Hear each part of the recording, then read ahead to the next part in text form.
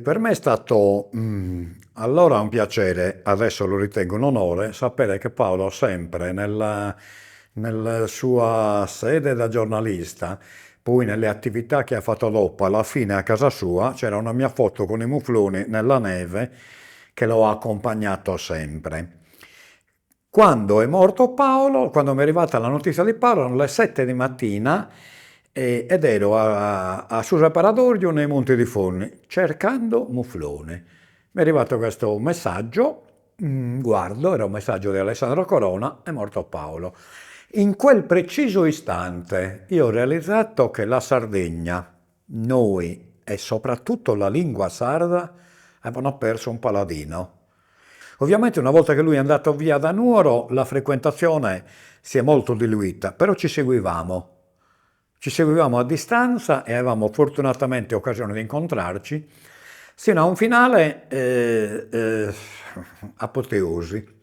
Perché io non ho mai fatto, non ho mai fatto concorsi fotografici, a maggior ragione ho sempre rifiutato le proposte di essere presidente di commissione o essere in commissione di concorsi.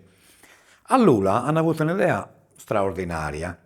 Lì c'era un concorso fotografico, un concorso in limba, di poesia in limba, e naturalmente il presidente Paolo Pillonca. A questo concorso hanno abbinato un concorso fotografico in cui bisognava realizzare immagini a seconda delle poesie premiate.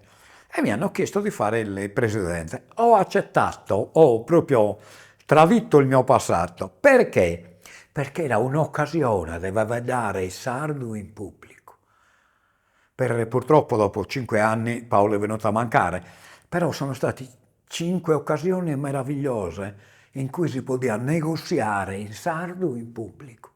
Chi sa gente, chi sa pratta, una cosa bellissima. E infatti, appena è successo quello che è successo a Paolo, ho dato le dimissioni. Secondo me anche questo ti dà la misura del rapporto, che addirittura ti dico questo, che chiamarlo fraterno e fuorviante era una stima, l'amicizia è come che avesse lasciato il posto alla stima, una cosa che veramente nel corazon, ben stretta.